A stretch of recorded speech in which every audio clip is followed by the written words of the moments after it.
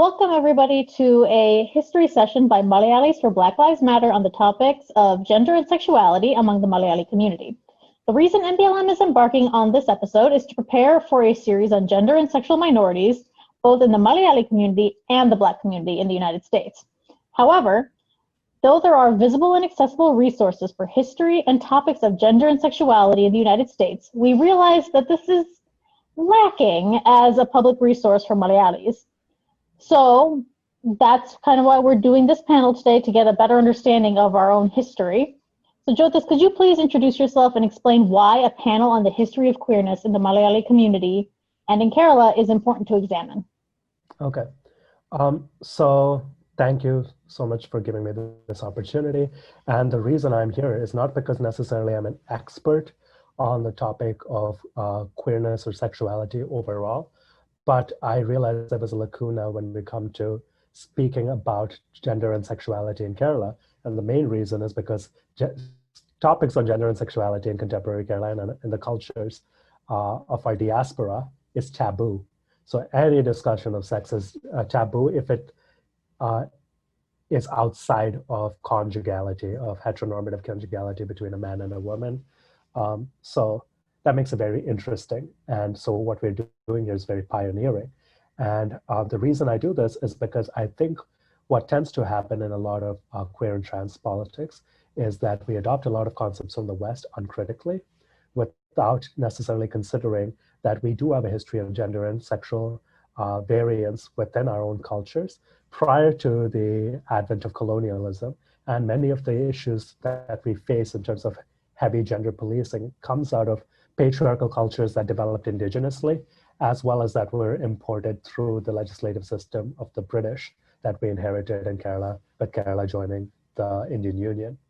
So the whole point is, my primary research is on anti-colonialism and anti-colonial epistemology, which just means ways of thinking and ways of knowing that challenge colonial standards, and how do we go about doing so.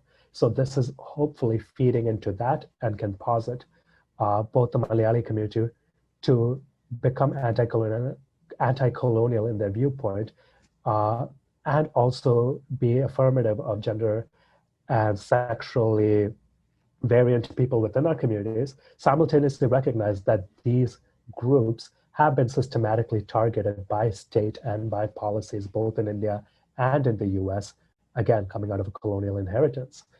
And as a result, domestically within the US, it's disproportionately non-dominant groups, AKA primarily Black Americans, who are targeted within these gender and sexual categories. And a gendered and sexual analysis always helps enlighten the different ways a state can mobilize itself to police various othered bodies, so to say. So in that sense, when we make the claim, all Black lives matter, we genuinely mean all Black lives matter, and not just all lives matter as long as they're gender conforming, respectable in society, dominant social class, all of that. So that's the intervention I'm hoping to bring in here. But my primary research is in anti-colonial epistemology, critical race theory, which many of you have heard amply about, which is just an analysis of the legal and legislative system to figure out how the legal system marginalizes certain groups. And I also have an interest in Black and Global South male studies. So studying primarily how the migration of Malabari migrants to the Gulf states is a gendered migration of primarily males and men to those states for demands of gendered labor. All right, thank you for that intro and for explaining kind of why we're covering this, because it is important that we know our own history and that we understand that queer folk have kind of always been there. Exactly. So from what I understand, you have a PowerPoint presentation? Yes, so I do. Why don't we get that set up? All right. Could you open up sharing settings? Yeah, of course. Not bad. Appreciate it. That's all right. There it is. Okay. So let me know. Do you see what I see? Yes, I do see what you see. Well, maybe. Are you you seeing your PowerPoint? That's an epistemological question. Can we truly know? Yeah. Yeah, so, I see your PowerPoint. Okay, great. Um, I forgot to say that I am at Texas A&M University pursuing a PhD in philosophy. Uh, but yeah, and I have been in various diasporas. So I've lived in Kerala, New Delhi, the Gulf, specifically in Saudi Arabia, and then the United States. And so I have those experiences that have informed primarily my research interests. Okay, so let's begin. So the roadmap I'm going to lay out is first I'll start with the history of Malabar, and then I'll go into the current gender and sexual politics within Kerala. I'll discuss gender dynamics within the diaspora. Then I'll discuss gendered and sexual discrimination against African Americans and why a gendered analysis is illuminating when we do that, and the importance of considering gender and sexual minorities along with the gender analysis with race overall. So let's begin with defining a few key terms. So there's the difference between gender, sex, and sexuality. Sex is primarily a biological indicator, and it relates to hormones, chromosomes, and at times genitalia and secondary physiognomic features that develop. And historically, we've broken this into male and female, but Fausto Sterling argues and shows demonstratively that 1 to 4% of the population does not cleanly fall between this line of distinct genitalia, hormones, or chromosomes that are male or female, and there is ambiguity in between. What historically has been done, and I think it still continues to be done, is parents or even doctors, without even asking the parents' permission, intervene and have genital corrective surgery so that physiognomically the person sexually passes as their sex or the gender that is assigned to them at birth. Gender, when we talk about gender, there's two notions of gender. There's linguistic gendering. So when we say like masculine and feminine gendering, this happens outside of the English language. So in Spanish, a great example is, for example, hermano hermano, hermana, O and A. O indicates the masculine, A indicates the feminine. And there's also neuter gender that aren't conjugated either way. In Malayalam, we call this pullingam, which is masculine, and strilingam. So gayagan and Gayatri. Gayatri is more like the Sanskrit gendering of that. Two varied linguistic gendering. In addition to linguistic gendering, there's also social gendering. Social gendering just is something that came out of the 1950s in the US, where that distinction was more critically made. Prior to that, though gendering was happening in terms of social grooming, people just identified the different sexes. And social gendering is when we raise somebody of a given sex to become a certain gender. So a biological male will primarily be raised and socialized into becoming a man. So you need to learn to be tough. You need to, protect the woman in your family. You protect your sister, or you need to lead the family. You need to be a primary earner. These are various ways that we gender men. And in many cultures, there's more than two gender identities. In the US, it's primarily seen as binary, man and woman. But in India, there's also this notion of the third gender, or the Hijra community, which are recognized neither as man or woman, but as a third gender. Among Native Americans, there's the two-spirit group. We use the word trans, cis, gender queer as well, and I'll distinguish that in the next slide. When we talk about sexuality, it's ultimately the expression or of sexual attraction or sexual participation with sexual participation with different gender groups. So sexual orientation as an identity is a very recent phenomenon. It probably happened in the late 19th century, and Michel Foucault distinguishes that the speciation, quote unquote, of the homosexual as a medicalized term, as something to be corrected, only happened during that. Prior to that, people didn't identify as like, oh, I am a homosexual as their sexual orientation or something like that. And it may not cleanly map over to non-Western societies. What I've left out here is romance. So you could have romantic attraction to various gender groups. But primarily what is policed is not your romantic attraction, but more so the sexual act in itself, or gender deviance that is more visible, right? Your romance may be a personal thing that you only express between you and the person you're romantically attracted to, but gender behavior is more visible, and sexual orientation, though it's not always visible, when you participate in a certain sexual act, you could be penalized for that. And historically, these are how these groups have been policed. Other terminology is the terminology heterosexual, which means that you're attracted to people of the opposite gender. Homosexual means attracted to people of the same gender. Cisgender means gender conforming to the gender assigned at birth. So a biological female who is socialized as a woman and identifies as a woman is considered cisgender. Transgender means gender non-conforming. So you might be transgender in the sense that you're biologically male, but you identify with being a woman, and then you start presenting in more feminine ways or come to identify as a woman altogether. And you're deviating, in essence, from the gender assigned at birth. But there's variation within ways you could be transgender, but in essence, you're deviating from what the gender you were assigned at birth was. And genderqueer and gender fluid are terms that indicate this ambiguity that could happen when somebody's gender expression doesn't strictly conform to being cisgendered man or cisgendered woman, as either strictly masculine males or strictly feminine females. So these terms are fairly binary, but that tends to not be how sexuality or gender work. That's more on a spectrum, isn't it? Yeah, so in the US, it's treated more as a spectrum, but when you do like anthropological analysis of various communities, you come to see that sometimes they have completely different gender categories, more than 3, 4, 5. And they may not even see it as a spectrum. They may see it in different matrix formations, or just not even see it explicitly as a gendered thing, you know, because other cultures, maybe the way their hierarchies are formed are based on age or something like that, where as people are older, are given more reference or a deference or respect than people of a certain specific gender necessarily. Yeah. Okay, so with all of that in mind, let's start with the history. A little bit of history of India, and we'll go down to Malabar and specify why I use the word Malabar.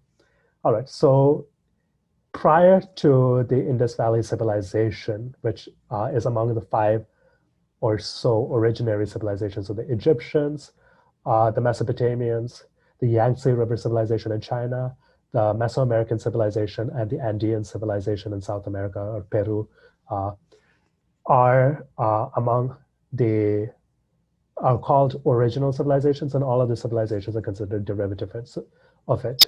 So when we say civilization, we just mean people who have settled in one place, taken up farming, built infrastructure, buildings. All of that is an indicator of civilization. It doesn't mean this life standard of living is any way superior to other forms of living, such as nomadic life or tribal life, whatever it may be. And prior to the development of the Indus Valley civilization, India has been populated since about 70,000 years ago by various communities moving through the Hindu Kush mountains into the subcontinent. So there's various populations throughout the history of India that move into the subcontinent through the mountain passes or through the oceans via trade. So we have to be aware that India is very complex in that sense, that there's no single origin point that we can clearly distinguish. But when we talk about Mohenjo-daro and Harappa, which are 2 sites in the Indus Valley civilizations, we see among the artifacts there, for example, on the left, dancing girl, and on the right, the high priest, secondary sexual features. So there's a beard on the right, and you see female genitalia on the left. And what that indicates is that was something that could be depicted, as well as the research suggests that there isn't an explicit emphasis on prioritizing one gender over the other, even though more female figurines were found, and gender expression may be more fluid, with certain male figurines showing feminine dress, female figurines showing masculine dress. In that sense, it's not very strict. So gender expression may have been a bit more egalitarian or ambiguous in that time, but we can't say anything with definitivity because we only have fragments from the civilization. So when you say feminine figures wearing more masculine dresses, vice versa, is that us then taking our perspective of what is feminine clothing, what is masculine clothing, and imposing it on those cultures? Because like if you think about certain cultures even now, like Malayalis wear mundas, but I'm sure there are people who would see that as more feminine. Exactly. I'm sure that y'all have like seen the memes, you know, like why is your dad wearing a dress, you know? Or questions like that. It's like the Malabari Munda is or actually all across the Indian Ocean, the idea of a munda, lungi, sarong is just the clothing of the Indian Ocean all the way from Kenya to South India to Southeast Asia, Indonesia. That's just what we all wear. So there's this gender ambiguous clothing that people of the Indian Ocean altogether wear. But yeah, we are reading into those things a lot more than we need to. But people actually read into history way more than there is actually in history. I'm hoping not to do that today, but I just want to indicate that there is history where there's explicit documentation of gender and sexual variance. So what I'm showing here is the Dravidian languages. So Malayalam is a Dravidian language, and people argue that the Dravidian peoples moved from the Indus Valley civilization, which was primarily at the border between Pakistan and India, and moved south. But we see evidence of that in that there's a Pakistani Brahuli population that speaks the Dravidian language, as well as far east as Bangladesh and as far south, obviously, as Sri Lanka, where Dravidian languages are spoken. And specifically, we are talking about the Malabar coast. So the reason I use the word Malabar is because it's a much more clear designator, but the Malabar coast goes from the south of Goa all the way to Kanyakumari, which is at the tip of the Indian subcontinent. If you want to know more about the history, I would recommend the books Early Indians by Tony Joseph, a survey of Kerala history by Sri Dharamenon, and it's also available in Malayalam as Kerala Charitra, if you do want to read it. So what are we? So there was this time called Tamilagam, or indication of a geographical region called Tamilagam, which is southern India. And the reason this region has a distinct culture is because about 2,000 years ago, we were all speaking the Tamil language, and even the Maurya Empire under Ashoka the Great at its greatest expanse did not, or Chandragupta, did not extend as far south as the southern states. So we've created a distinct culture, and it's been very difficult to invade these areas historically. And within that, there were three kingdoms that developed: the Chera, the Pandya, and the Chola. And the term Keralam comes out of Chera, not Kera, like the coconut tree. Many people think that's what it's related to, but it's actually from the Chera kingdom. But there are many terms that we use. I use the word Malabari because it's the most solid designator, because not everybody in that region spoke Malayalam. Malayalam only came about in the 8th or 9th century, is when it really developed as a distinguished dialect formation from Tamil or Proto-Tamil, and became a language in its own right. And then it didn't really develop strong literature until the 13th, 14th century onwards. But Malankara is also another distinct designation that's used in a religious sense to distinguish Syrian Christians who live in Malabar and distinguish them from the Syrian Christians that are in the Middle East. So you get names like the Malankara Catholic Church and Malankara Orthodox Church as a result. But primarily people in the Malabari diaspora identify by their caste or religion, but when we're outside, we generally identify with the term Malayali, even though Malayalis are only 96% of the population. And there are other languages like Tulu, Tamil, Kannada, and other tribal languages that are spoken in Kerala. There's also various migrations that inform Kerala's population. Obviously, indigenous Dravidian folk religions, the tribal groups that have moved in and out of Kerala over time, Buddhism, Jainism, Malabar Jews that came around, the destruction of the Solomon's Temple, and because of ample trade with the Arabian Peninsula and Rome and China, we've had various populations come in. Syrian Christians came about 52 AD to about 3rd century. And Muslims in the 7th century, the second oldest mosque actually in the world, is in Kerala before the mosque in Makkah was built. And 8th century Brahmins came in and built up pretty much a caste system, the caste system that we see in Kerala today. And in the 16th century, Pardesi Jews, or white Jews from the Iberian Peninsula, fleeing the Inquisition under Ferdinand and Isabel, came and settled in Kerala. And so there's various migrations and various ideas of how gender division goes, social division. And I'm going to illustrate that a bit shortly. But before I do that, let me just go into the mythology and the history of Kerala to show you that we do have indications of gender and sexual diversity. So what we see here is Ardhana Ishvara or Ardhana Ishvara in Malayalam.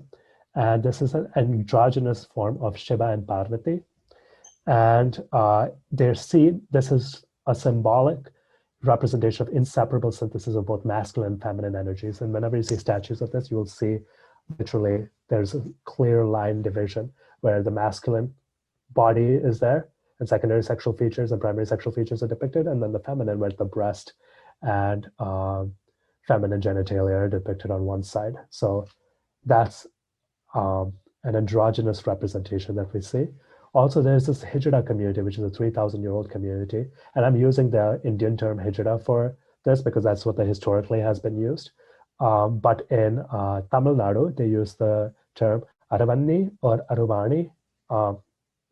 And it's rooted in Hindu mythology and religion, and they're recognized because of the divine insistence of gender fluidity and sexuality associated with their gender presentation. And these are primarily biological males who represent themselves as feminine, but though they use feminine pronouns, they don't identify as women, they identify as a third gender. In the Ramayana, we have indications of the Hijras, where Lord Rama, before he takes his exile from Ayodhya, he says men and women should go to their ways and don't have to wait for me. When I come back, I'll come back. But when he said that, the Hijras stay. And the reason they stayed is because they are neither man nor woman. So when Rama returns, he blesses them. And this is the origin of Badai, or the blessing that Rama gives to them. And through that, Hijras are seen as able to give blessings to others. So then historically, Hijras are actually blessed by the gods. And it sounds like then if they're blessed by the gods, that's a community we should be like uplifting and that we should be proud of, or we should be like very much venerating, the right word? Let's go with venerating. Yeah, so that does happen. It's a strange relationship India, especially in its current situation, has, where there's a simultaneous recognition of like the religious import of Hijras as a community, but also marginalization because they are treated as an outcast and a caste group in many ways in themselves. And they live with each other and they're socialized with each other. And many have to resort, they try to make the money of these blessings and everything, but many have to resort to begging and sex work as a way to supplement their income, because it's just not possible to live like that because there's still a marginalization of the community. Actually, sounds like a bit what happens in the United States too. Exactly, yeah. So also in the Mahabharata, Iravan is a character in the Mahabharata who wants victory for the Pandavas, and he offers his life to goddess Kali for victory in the battle. But because he's going to die in a few hours, no woman wanted to marry, because he was like, oh, I still want to marry, but no woman wanted to marry because she would be left a widow, right? So Krishna, Lord Krishna converts to Mohini and marries him. And so you see this gender fluidity that happens. And interestingly enough, in Tamil Nadu, there is a festival in the village of Kuvagam where Aramani folk gather and they celebrate this festival of Iravan, and they, in essence, the men tie a tali around the trans gender folks' necks, and they get married, they celebrate this, but immediately after, obviously, Iravan dies. So then they weep and wail, and you see them weeping and wailing here as widows because of their mourning. But this is the only instance where there's an approved marriage, so to say, of the Hijra community that is recognized. And the word Hijra is also coming, has very Persian influences, so that's more of a term that's used in North India.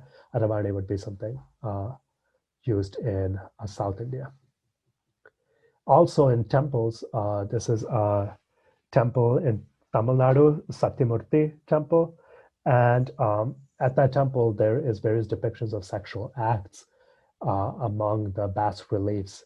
And so there's ample evidence, and that's informed by the Kama Sutra, which is an Indian text that depicts sexual acts and also depicts sexual acts between same-sex people and trans people. So there's ample history within the Indian literature, but people are prudish about this. Actually, when I went to Kerala, I remember there was this temple in Pathanamthitta, which is a major town near where my family is from. And the temple, though they had these depictions of women with the bare breasts, someone had went in and like painted the breast as though it was wearing like a sari, like a blouse. Because when they repainted the temple, they did that because I was like, this is so strange for a culture, especially Malabar culture, where most of the women have been bare-breasted for millennia. So that was interesting. That's really interesting because then it's similar to what happened when like old Greek art was found, where they would just lop off genitalia that was offensive to them, Exactly. or like they would put like a little fig leaf over it. And yeah, the paintings. Yeah, and so you have to wonder, like, how much does Western society then, how much does colonization play into that shame that we have now around our own bodies? I'm not saying that we were, sexual libertines back in the day, but a lot of the prudishness and sexual, policing is a very recent phenomenon because we're centered around this notion of public respectability around a heteronormative family structure. So a man and a woman are in a family, they have children, and the only sex that happens is sex that produces children. Beyond that, there shouldn't be any sex that happens, and any children that deviate from gender expression or sexual norms should be policed back into it. That's the pressure that we're facing. But the more pertinent thing is, communities can do whatever they want within their insular communities, but it's different when legislation coerces you to live out that life or polices you if you don't live that life, right? And that's what we're faced with here, is that there is legislation both in India and state police forces, so to say, both in India and the US, that mobilize to police gender and sexually deviant bodies. Yeah.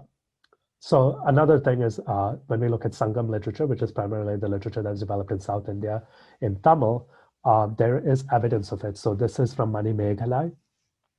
I'm just going to indicate a few lines over here where somebody who's gender ambiguous is depicted. So the dancer had curly beard and dark hair, coral red mouth and pearl white teeth, bright white eyes and red lines, and wearing a garland made of white conch shell, dark low eyebrows and crescent moon forehead, fair hand like kandal, and upright tender breasts, a white alkol and fair lean hip, wearing a skirt drawing on his shoulders. He was actually enacting a kuta. So kuta means a dance. So this person is dancing, but they are dancing and their gender expression is gender ambiguous. And we see that depicted here.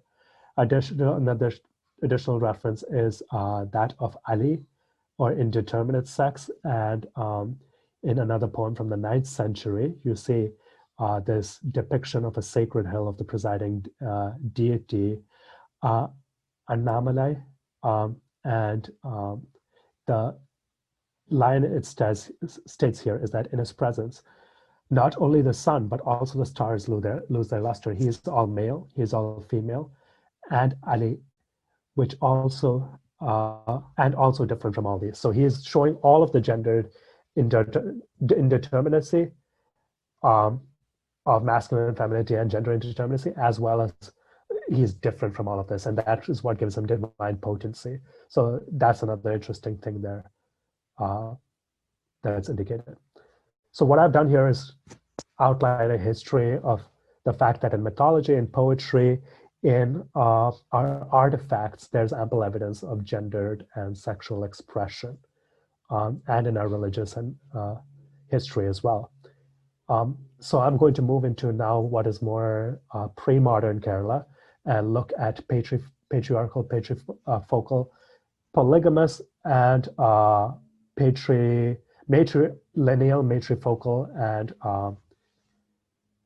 polyandrous social setups that were there. So in Kerala, we have all of these that were present prior to the change and shift towards more patriarchal structures, which many communities have adopted since. So what a patriarchy means is just male members of the family have political and economic power, and that's primarily what you see in the US and you see in Kerala now, in contemporary Kerala. Patrifocal and patrilineal means that family lineage is based on paternity. So your family comes out through your family identifications by your father. Polygamous means that one male is having multiple female partners. And these are caste and ethno-specific.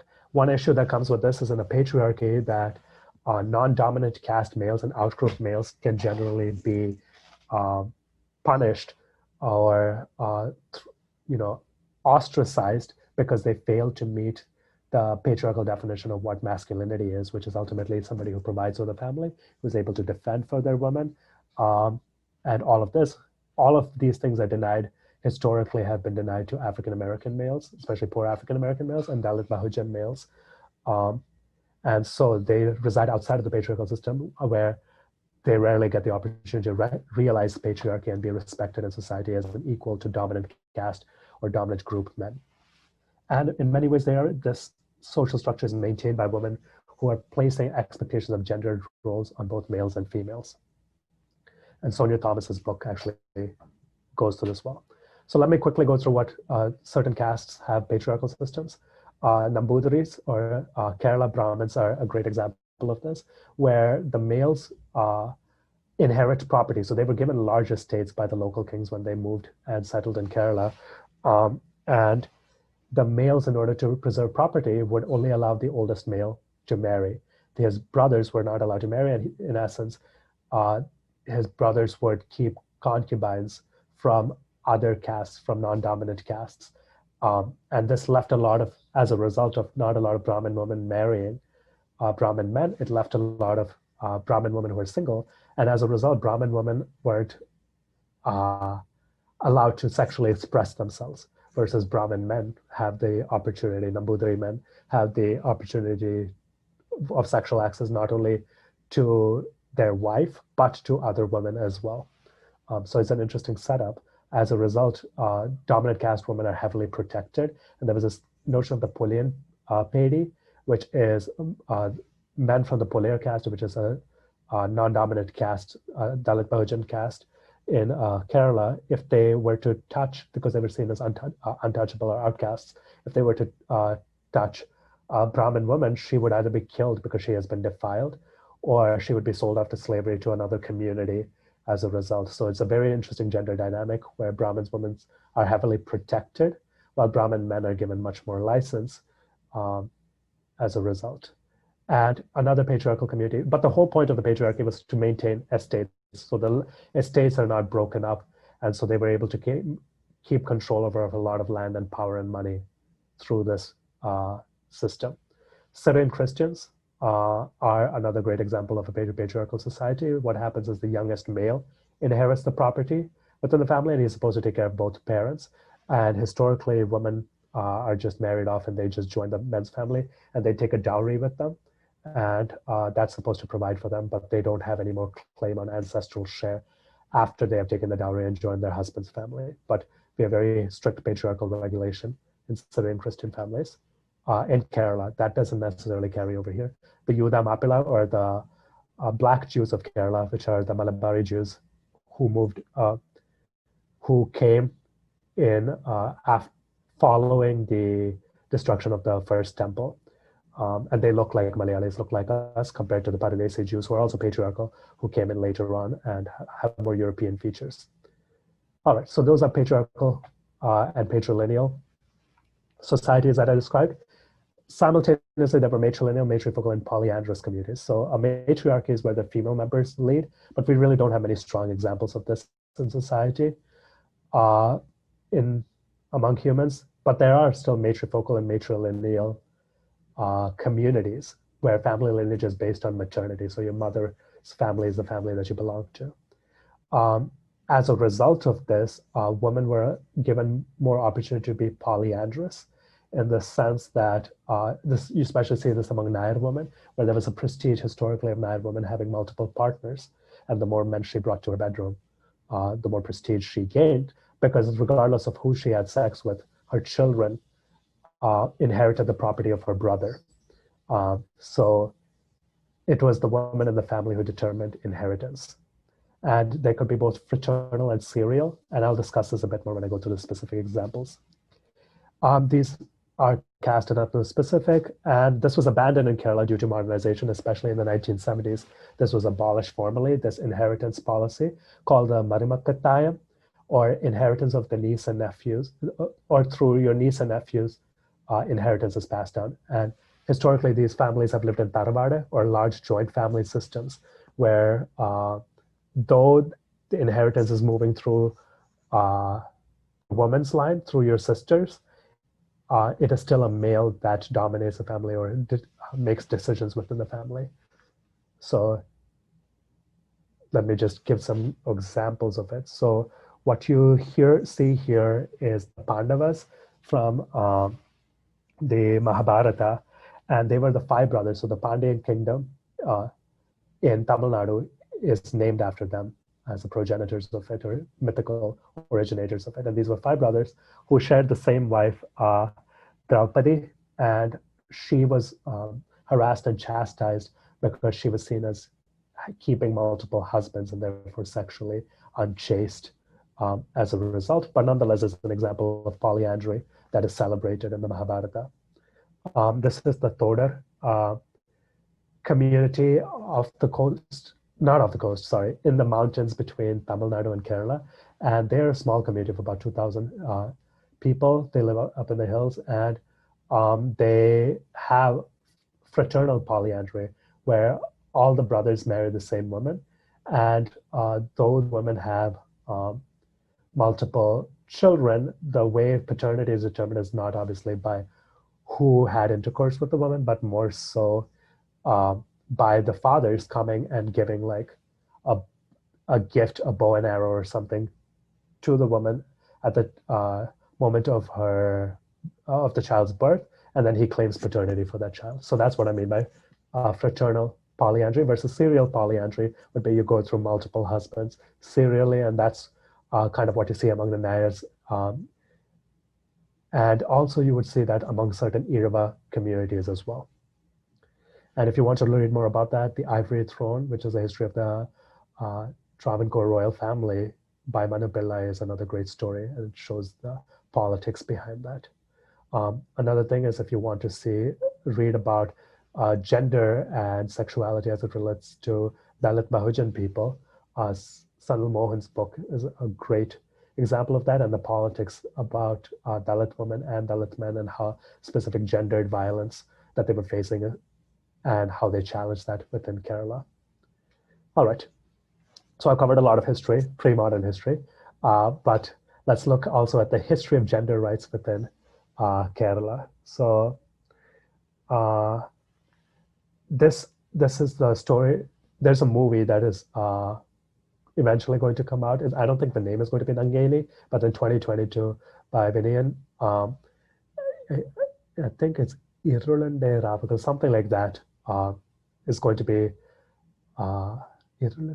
something like that's going to be the name of the movie. But over here, what they're depicting is a legend of this historical figure, Nangeli, who was an Irava woman from Chertala, and she cut off her breast here in protest to the breast tax called Mulakkaram in Kerala, where non-dominant caste women were expected to pay a tax to keep their breast covered. So, or simply based on the size of the breast. So the larger the breast, the more tax you had to pay.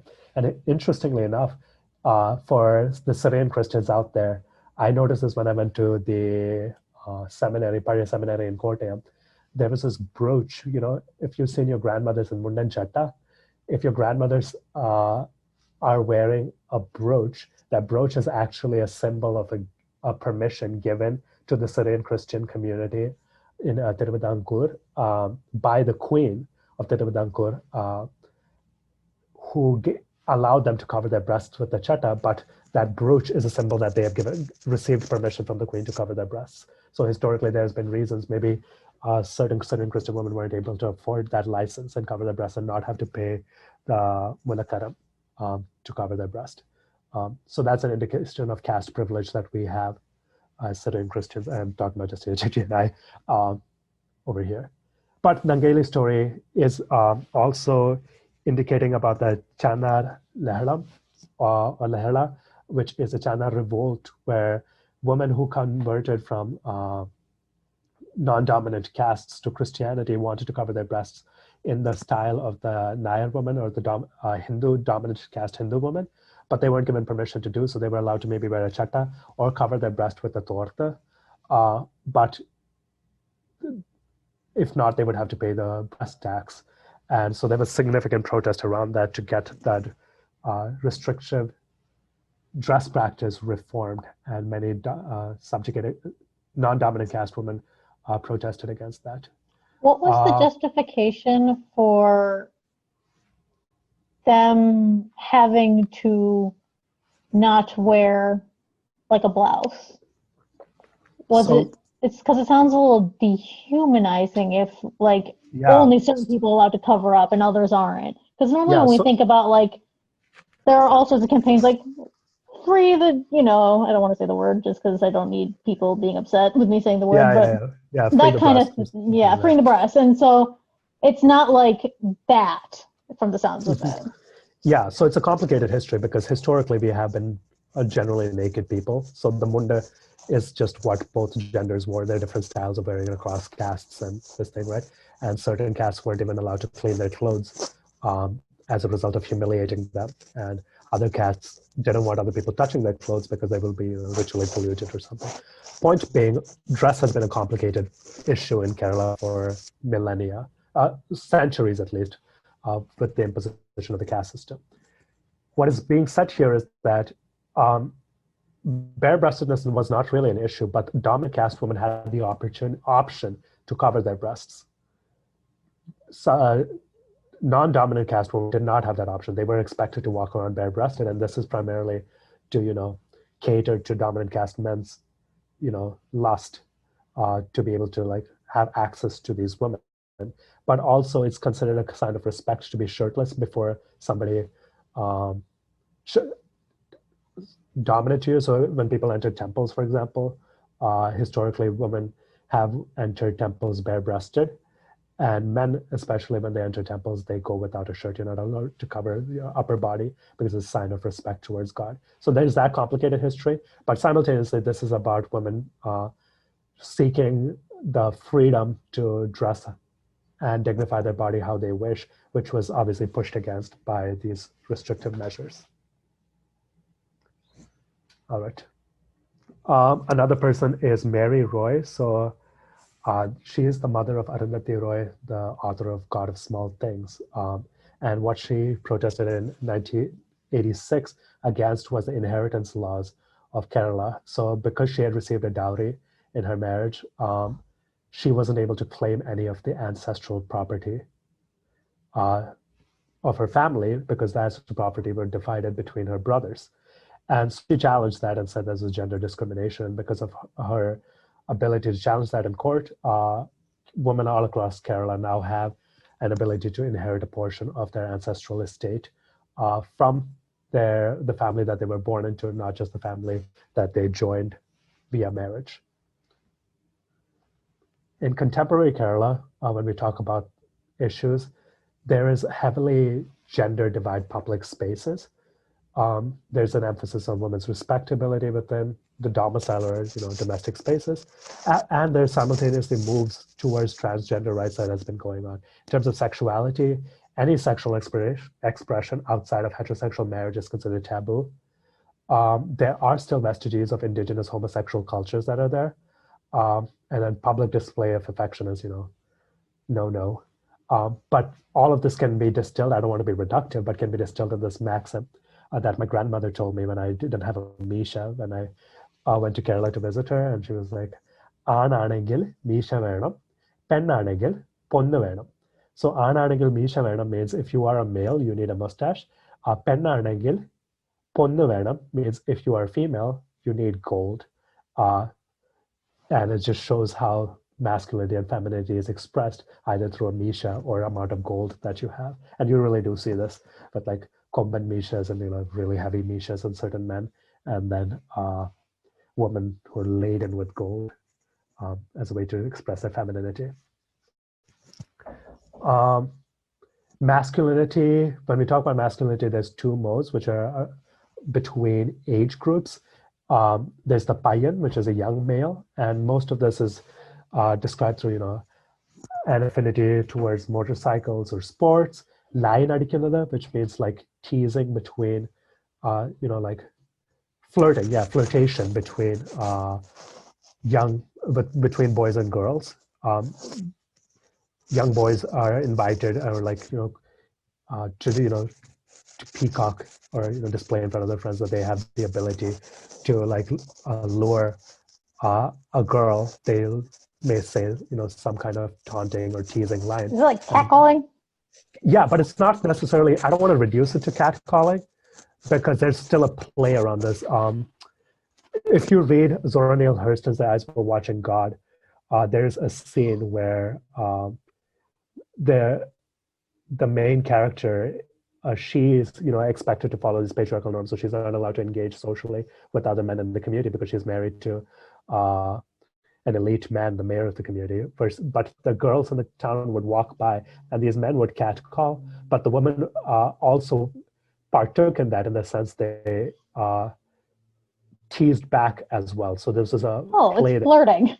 Flirting, yeah, it's flirting. But this can obviously, for an outsider looking in, I kid you not, for an outsider looking in, you will see this as like pure catcalling. But in Kerala's context, it is not registered as catcalling. And the women are expected to also, clap back with intensity. So it's like a repartee, so to say.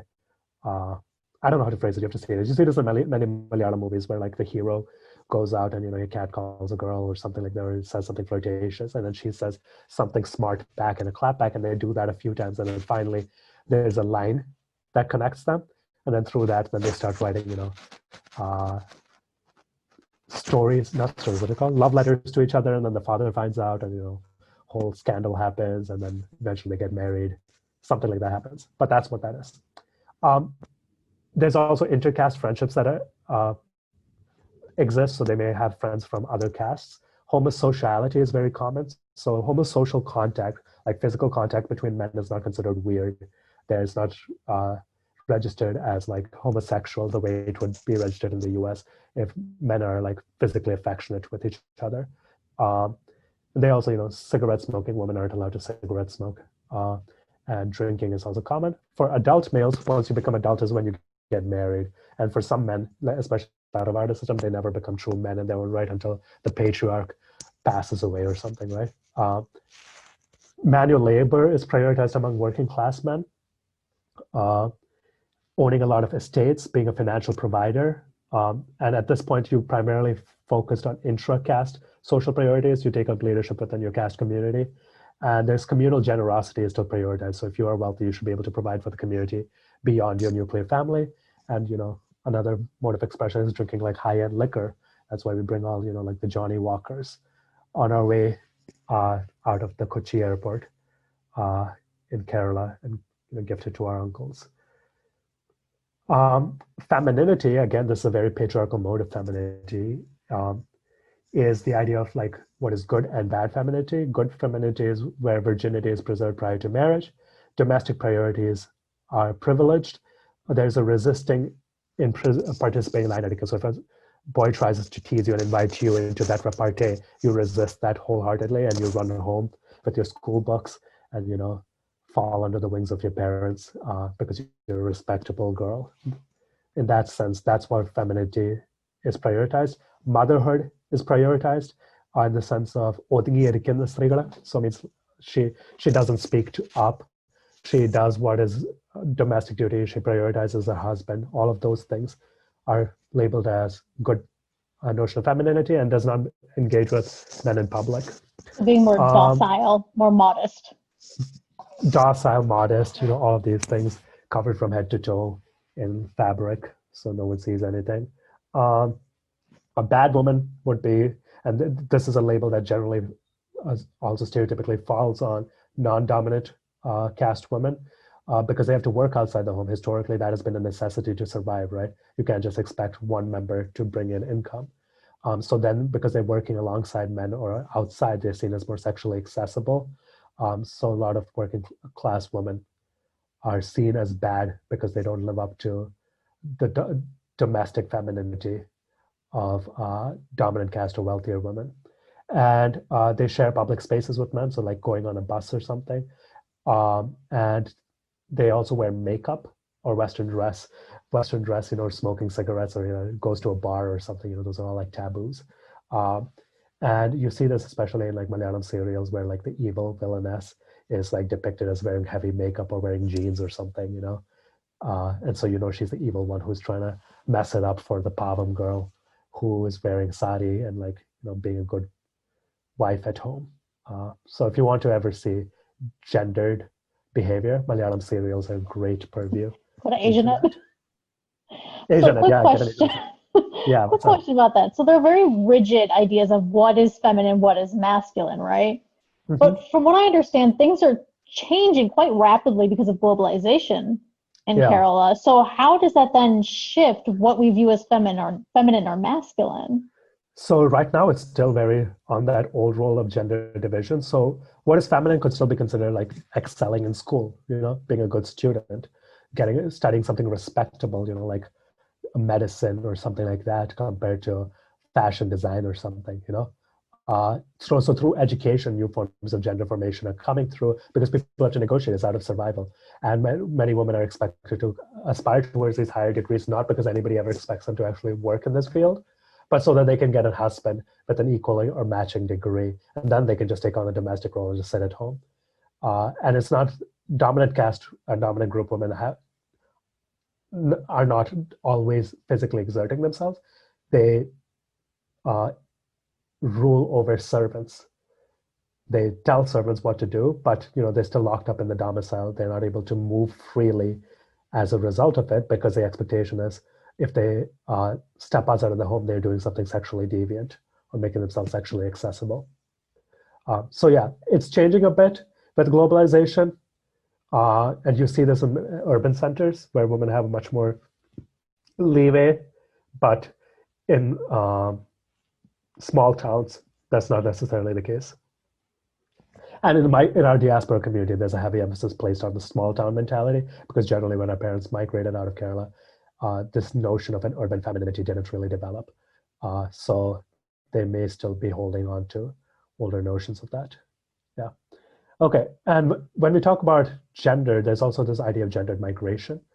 So when you look at sex ratios in Kerala, we notice that the two districts that have the highest female population is Pathanamthitta and Kannur. And though we may celebrate it as like, oh, wow, they're not like committing infanticide in Kerala, right? Because that's a huge problem for the sex disparity in Kerala between males and females, where they're not in Kerala, in India, where in many places there are more males than females. But this is actually because largely from the Syrian Christian community and from the Muslim community of Kerala, there's been a huge exodus out. So there's a gendered expectation that men as providers will follow this migrational pattern and maybe enter dangerous situations or enter dangerous labor forms in order to provide for their family. And the expectation is men will do that. So that's a male-led migration, but there's also female-led migration, specifically for female or feminine jobs like nursing, domestic care, whatever it may be. And the Malayali community in the US is largely female-led, especially in nursing families. The initial migrants were from dominant caste, high-educated people that came in the 50s and 60s, but later on migrants came in through the nursing provisions that were available.